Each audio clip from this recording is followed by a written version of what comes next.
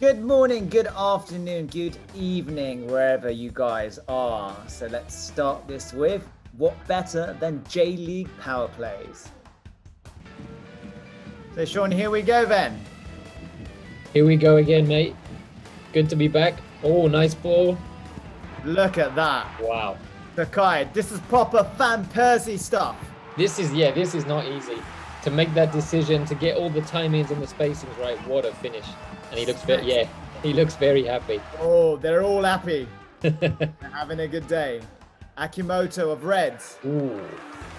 The outside of the boot. What Did he mean it? Mate, yeah, I think he did. It's a good question. And here we go. This is Yamagishi of Avispa. Yeah. That's another difficult one as the ball's coming up off the bounce. Great finish. But usually you can just scuff that up into the air, can't you? Yeah, they can go anywhere. They did a lot when I tried it. Yeah. Oh. Matura's Pirlo-esque through ball. What a pass, yeah. Oh, You get half the goal bonus for that, I think. And I love this one. Fukumori's delivery, always to the spot. Yeah. That's a great goal. Oh, yeah, one touch all the way. Very, very nice. Nice. Lovely. Fukumori never smiles. I wish he smiled a bit more. I get what you mean. And this, I want to ask you. The finish is great, but look at Koyamatsu's touch. Is this for real, Sean? I think it is. I think it's like that bird camp one, right? Where it could go either way, but I think he knew just enough of a touch. For real, that's a ridiculous touch. Okay, and then use Koyamatsu again to finish it off. Great finish. Yeah, another great build-up as well. One-touch play to get in behind. One of my favorites, Sakamoto. This one. Yeah, he twists and turns. Oh, he's usually out wide, so I wasn't expecting him to be in there. But yeah, very calm. And then the keeper was probably expecting him to put some power, but he just stroked it in the corner. Very cool finish. Suzuki of Shimizu Espals. Just keeps on going. Cool. And like that. Well, that's a good finish too. Yeah.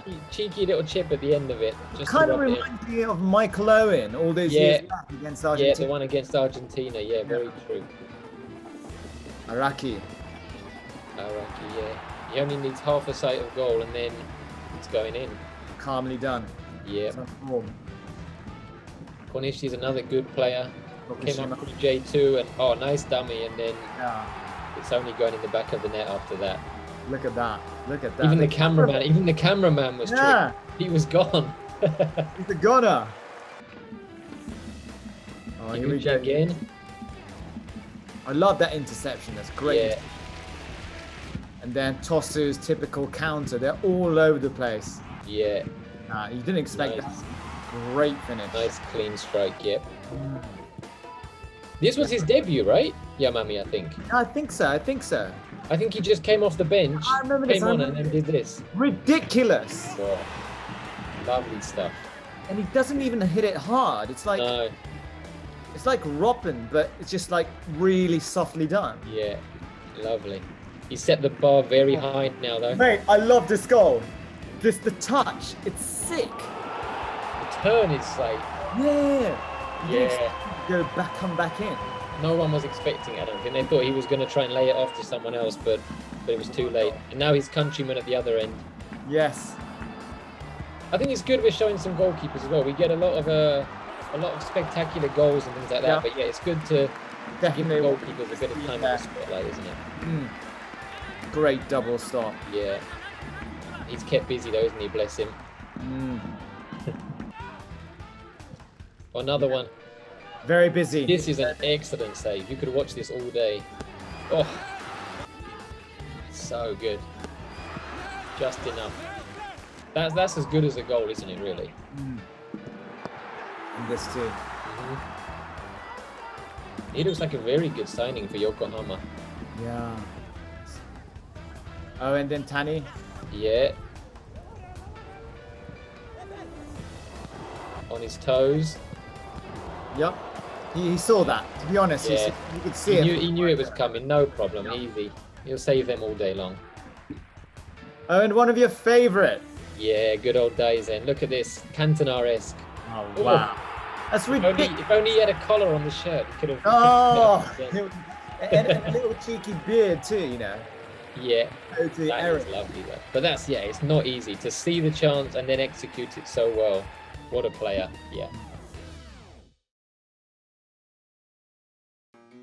Hi again and welcome to J.League Monthly, where we give you the beauties, the incredible, the passion of the amazing J.League. And I'm accompanied by my good mate with an attitude, Mr. Sean Carroll. How are you?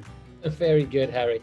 I love how you just come in with the energy. You know, people don't see this, but back in the green room, you're so cool and calm and collected. And then they say action and you come in with these intros. I love it every time. Good to see you again, mate. The magic of the J.League, and it's the magic of, you know, getting to banter with Sean Carroll, hey? You're probably the only one in the world who says that, but thank you. I miss you too. Doing all right? I'm doing good, yeah. The Olympics was busy. There was the women's team, the men's team, so I was back out at the stadium and stuff, traveling around, so it was great. Obviously, unfortunately, they didn't get a medal in the end, but it was great. They put up a good fight.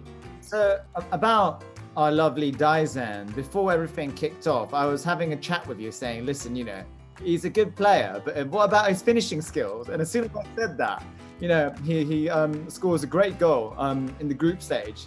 And it looks as though he might have a fair number of suitors in the near future from Europe, maybe. Yeah, but let's keep that quiet because we want to keep him in the J-League as long as possible. Yeah, we don't want him to know about that. We don't want him to get his head turned. He already had a spell over there. I think he was in Portugal for a bit. Now he's back. You know, the grass isn't always greener. So yeah, let's hope he sticks around in the J-League for a while longer. Yeah. So here's the menu for today, Sean, and everyone who's checking this out. We're going to put the spotlight on the Brazilians, you know, who've taken the league by storm ever since the start of the J-League. The legends, the old and new. And also, make sure you watch until the end because we've got some fabulous news for you. All right, then. Sean, we've had so many amazing Brazilian flair, Brazilian passion inside the J-League. But let's put the clock back all the way back to the beginning, right? And check out these legends to start off with. Right, he is a legend. He's the legend of legends. Yeah, it always has to start with him, doesn't it? When you're talking, I think certainly about Brazilians in the J-League, but possibly about the J-League in general. Certainly way back when it launched, he's still here now with Kashima, so yeah, he's really got an affiliation with the J-League. And yeah, it's weird though now looking at this footage, like it looks like a long time ago, doesn't it? Yeah, it does. You know, the hairstyles, the fashion. Good 20 years plus, isn't it? Like 25, 26, 27 years ago. Yeah, this would have been what, 90? Yeah, almost 30 now. We're getting old. Old, mate. Oh, and here's the Prince. Look at him. This guy. This is a joke of a goal that's coming up. This one's probably good. I think it's the next one. Yeah. This one's not bad. The keeper could have had a touch there, maybe. We'll let him off. I think this might be the one. Yeah, this one is silly. Yeah, this is just sick. It's ridiculous. You don't score goals like this in professional football. The more times I watch it, I always think, the defenders are at fault, they could have done better. And then you watch the replays and you're like, I'm not sure where. Like, I don't know where they could have got to the ball. I guess maybe these days someone would have just cleaned him out and then given away the penalty. I don't know. Yeah, that was ridiculous. Yeah. From Leonardo. And then, Careca. Oh. Yes. I remember his audacity. Yeah. We'll be able to get away with this, I reckon. Oh, well, you man. Cheeky. Very cheeky. Very cheeky. And the Brazilian lads in Frugals, Yokohama, yes. Right? I think São Paulo was definitely in the World Cup squad, wasn't it, when they won it? Yeah, there was Zinho. I think Zinho was in the 1994 World Cup. He played it practically the game. And there they are out at Mitsuzawa playing for Flugels. Flugels, yeah. In the rain. It looks a bit different in that the weather looks a bit different to probably what they were used to back home, doesn't it? Totally. And Jorginho. Yeah, we saw these kind of goals from Jorginho quite often, right? Long ranger. I always thought of him more as like a defensive player. I didn't know he had that in his locker. He was just before my time, but yeah, that is a finish. And the captain. Yeah. Dunga. He's a guy you would not you wouldn't want to upset, would you? Whether you were playing against him or whether you were on his team, you definitely wouldn't want to upset Dunga. Not a single smile across his face after that. No. He's the typical Brazilian captain, like really tough, and Yeah, oh, there you go. He smiled there. He smiled at the end. Once the game was finished. Bebeto. Oh, very nice. It was him and Romario, wasn't it, back in those? Back in '94. And he's the one, but I've got a bit of a bone to pick with him because he's the one who created that swinging celebration, and they do that too much these days now. Oh yeah. I've had enough of that. No Nate, more. we have to talk about Edmundo, the animal. The what? The animal? The animal. They call him the animal, mate. Is that his nickname? That's not very nice. No, but the thing is, his finishing, his barbarian-esque, Right. but also he was a bit of a party animal too. I see. I don't know. Allegedly. I think we have to say allegedly. Allegedly. And from here, 6 seasons in a row, we've got Brazilian top scorers. Yes, back in 2007, Juninho, Marquinhos, 2008. But first of all, he's a beast, Wesley. Remember him? Wesley. I just see these. I was going to say, actually, you said 6 years in a row up until 2008. I arrived in Japan in 2009, so I have to apologize to the Brazilian striking fraternity. Something must have changed when I arrived. Yeah. Because their run ran out there. But yeah, that is some finish. Yeah, and Emerson too. The speed which Emerson kind of just, and most Brazilian players are quite famous before they come to the J-League, but nobody knew about Emerson before he came. Originally to Sapporo Consadole, I reckon. Right. And look at this. Boom! Oh dear, that should almost count double, shouldn't it? That's ridiculous. That's just ridiculous. We probably don't know what speed that was. These days you could probably get a tracking on the speed, but that was moving, wasn't it? Araujo. This is the guy at Gamba, right? Yep, Araujo. I remember I interviewed Yasuhito Endo a long time ago. Right. And I asked him who the best player he played with was, and he said Araujo. And I didn't know who he was because I'd not wasn't in Japan at the time. But he said, yeah, he was a phenomenal player. Yeah. And his connection with the fans or something. Yeah, the fans like him. Look at this. I think we're supposed to condemn those kind of scenes, right? We don't want to see that. Yeah. Washington. Now, he was a really smart finisher too. Very good in using this. I saw him play. He came back for a testimonial or a charity match or something, and I saw him play then. And obviously he was a bit older, but once the ball came to him, I think he scored a couple of goals, and you could see, this guy, there's something, that footballing sense, that skill doesn't leave you. Yeah. And there, he's got past 2 of Japan's best defenses ever. True. Slam home. What a player. Magno Alves. Another one. Yeah, Gamba had some good ones, didn't they? Yeah. Well, they've still, actually, if you say that, they've still got, Patrick's there, Leandro Pereira. Yeah, they've got a good affinity with the Brazilian strikers. And this was when Reds and Gamba were properly, the rivals, right? Right. Sold out stadiums, top of the league. Oh, yeah. Nice, cheeky. Tough fixtures. Juninho with hair. Yeah. Since I got here, his hair was always shaved very close. I've not seen him with that bouffant. Nice. Yeah, his balance. He's just his pace. Yeah. He was one of those, anywhere around the penalty area, it's pretty much going to be a goal. Lethal. Totally lethal. And Marquinhos. Yeah, talking of lethal. I think he's the highest scoring. Is he the highest scoring ever? Definitely Brazilian, right? Yeah, I think so. He's the highest scoring, foreigner with 152 goals to his name. Yeah, he was just a guaranteed. I think he played for a fair few clubs, and it was just you're just buying yourself guaranteed goals with him. Lethal from all around. Yeah, in the penalty area, out in the air, both feet.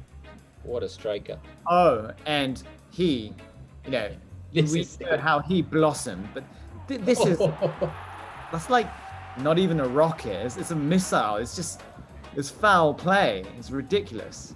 Does he do it from here too? Surely not. Oh yes, he does. Oh, this one was a bit more delicate though. Yeah, it was another sledgehammer. Typical Roberto Carlos kind of stuff, Yeah, and França. Yeah. Oh, I think did França score against England? I'm sure someone told me. Yeah, I think I remember that too. Yeah. At Wembley, maybe like a friendly or some kind of pre-World Cup. Oh, what a finish! Not in like a a full-on fixture. No. Probably in like a friendly. Yeah. Yeah, I remember his hairband. Oh, and Joe. Of course, we remember Joe because he was. Yeah, Joe. Yeah. This is just a couple of years ago. Yeah. He was just only needed one touch, didn't he? Totally. Yep. World Cup player too. Oh, lovely. Great stuff. Yeah. Yeah, we miss him. So, Sean, all sorts of history made by those beautiful players that we just saw right now. There's a few favorites of mine in there too. But what about yourself? Well, this is the thing. Yeah, before we came on, we were asked to pick one, and it was so difficult. Like, who's the question? The question was phrased like, "Who do you think is the best Brazilian?" And it was like, well, there's just so many different positions. There's some of the ones we saw there, like you said, Dunga just really changed the culture, got Jubilar up there. I was tempted by Marquinhos just because he was so good in front of goal. But the one that really stood out for me and left an impression, he kept coming back to me, was Leandro Dominguez. Right. When he was at Cachoeiraço, I think round about 2010, 11, 12, he was just like, I don't know how to put it. He was so much fun to watch. Like, he had that Brazilian flair, the technique, the cheekiness things. Yeah, cheekiness, exactly. Yeah, that's the word that. So he was one that I think, a lot of those players, as I said earlier, like they were kind of before I got here, so I hadn't watched them regularly. But seeing him throughout that season, especially the year they won J1 in 2011, it kind of just stuck with me. So I think for me, I'd have to go with Leandro Dominguez because it was so enjoyable watching him. There was always something happening around him. Yeah. How about yourself? Me, I'm going to put the clock back all the way back to the beginning, to Kashima Atlas and Arcindo. Arcindo, his, signature haircut, that became, a social boom in Japan. And those were the days when we didn't have like Instagram or Twitter or anything, There were a lot of TV commercials and with Alcindor as the main guy. But apart from being like a jolly chap, he was just a really good, stunning football player. Yeah. The way he linked up with Zico, the way he linked up with the other Japanese players too. And his stats for Kashima, ridiculous. It's like 50 goals in 71 games, which is just 50 in 71. That is silly.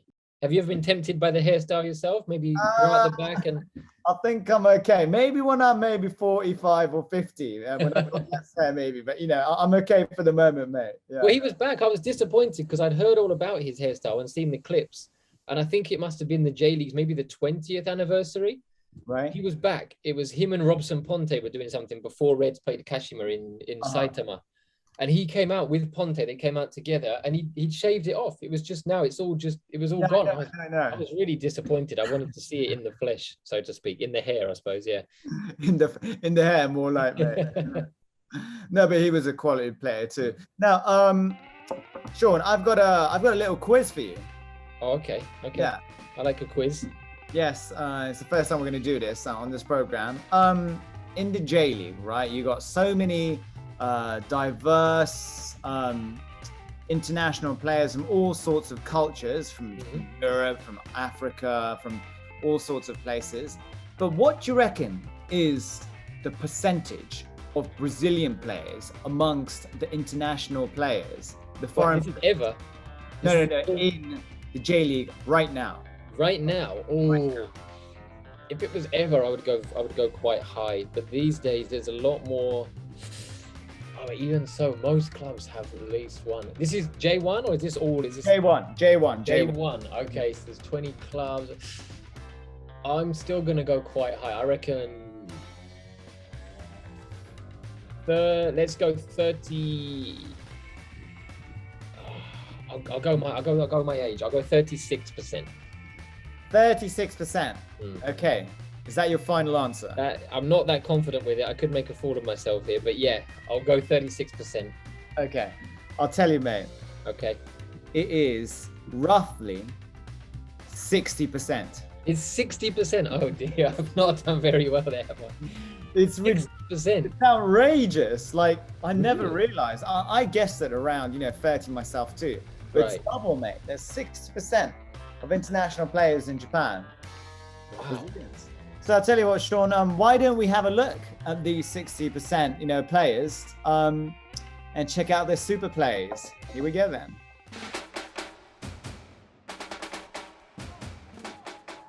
Aha, the man, Diego Oliveira. Yeah, this is one of the... Yeah, I should have known. Of course, Tokyo have got 3 of them leading the way. Oliveira, yeah, another guaranteed source of goals when he's fit. Yes. And a Dialton. Dalton as well, yeah. I love Jubilo first, right? I was never really sure about him when he was in J2 with Jubilo. I wasn't sure if he'd be able to make the step up, but yeah, in at Tokyo, he's always in amongst the goals, as is this guy. Yep. Oh, he's a feisty chap. yes. He's a feisty chap, but he'd sure. I like it. I like it. We need some more feisty chaps in the J League, I think. Oh, and here we go, the Brazilian connection. And there's all 3 of them. Yep. Look at this. Very nice. That's straight out of like a computer game, mate. Yeah. Yeah. They can't believe it. They can't believe they pulled it off. Everaldo as well. He was, last season especially, he was on fire. I think he had a couple of injuries this year, but again, if he can stay fit, he's another one. Give him the ball in the area. And now he's got a fellow countryman up front with a terrific beard. Right. Yeah. He's got a picture. What is that? Is that his shin pads, or has he got? That's shin pads, mate. His shin pads. I thought he had a couple of photo frames. I was wondering where he'd stuck them. Shin pads, mate. Oh, Pitucar as well. Yeah, he's technically like a defensive midfielder, but Brazilians don't really, they're not limited in that way, are they? Yeah, they can play anywhere they want. Get forward as well and get involved. Yeah, Junior Santos. Where is he? Oh, he's there. Oh, they should have. Oh, you can't leave him on his own there in that much space. It's only going in the back of the net once it gets there. Yeah. Space. Lovely. And here it is, the ridiculous corner. Straight in. Yep. You only see one of those in a fair number of years. Yeah. Lovely stuff. Lucas Fernandez and Sapporo, yeah. He's a good, good tricky winger. Really hard worker, and got a proper finish on him as well. Again, all Brazilians, no matter what position.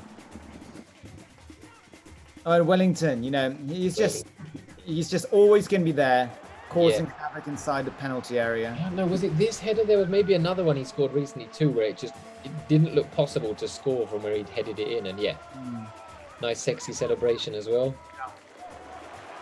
Cristiano, he's been here a long time, isn't he? He was another one who popped into my head as the best. He's been here a long time. I remember him being asked after a Champions League press conference, about his time in Japan, and he said he'd had offers to go elsewhere, but he loved his time here and he wanted to stay and pay the fans back. So really, really good guy, good player, as is this one, Mateus.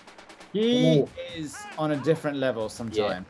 Yeah, you just can't defend against him. Yeah, and this is so smartly done. They were probably expecting, right? They expected him to cut back in or do something, and he just spotted the gap and went for it straight away. He also scored an outrageous free kick. Yes. The other day against Seara, he got a hat-trick just recently, right? Yeah. Just enough, yeah.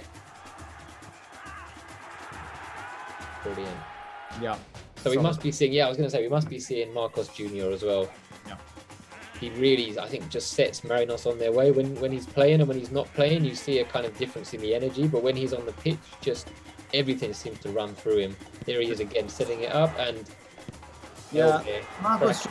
really was the fulcrum for the winning of the championship, wasn't it? For sure. Beautiful.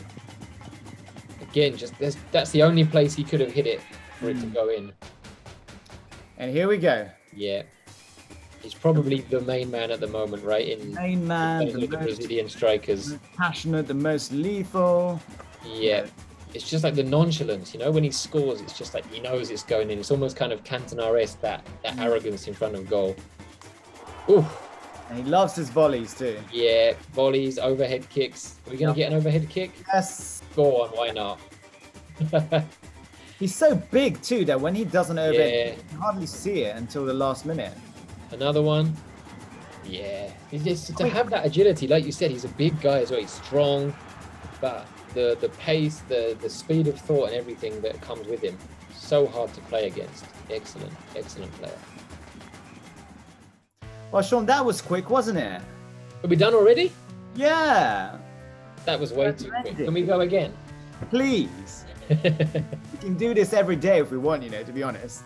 But there's so much football at the moment, we probably could. Yeah, there's games happening. There's games again, I think tomorrow. Well, yeah, the day we're filming, there's games tomorrow. There's games on the weekend. We've got, Empress Cup, Levain Cup, everything's going on. So, yeah. And you just mentioned the Levain Cup, right?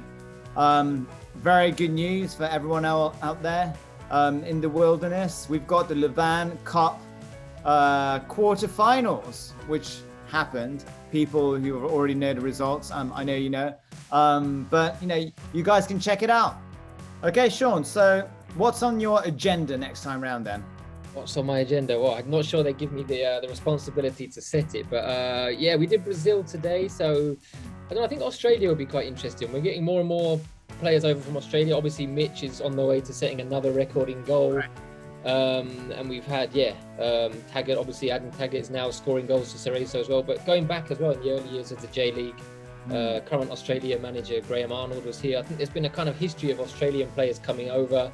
Yep. And another sort of Asian AFC country as well. So there's those links, and a few J-League players have gone over, Japanese players have gone over to play in Australia too. So I think those links are kind of growing at the international level too. Japan and Australia has become a bit of a rivalry. So yeah, maybe have a closer look at who's been here, who's here now, and how they're doing maybe. Yeah, it'll be interesting having a good look at the Socceroos then, eh? Absolutely. All right. So J-League Monthly, we'll see you guys next time around at the beginning of October. It's been me and the formidable Mrs. Sean Carroll too. So stay safe and see you soon. Bye-bye. See you. Bye-bye.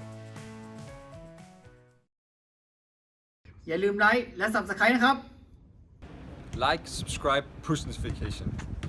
Like, subscribe, push notification.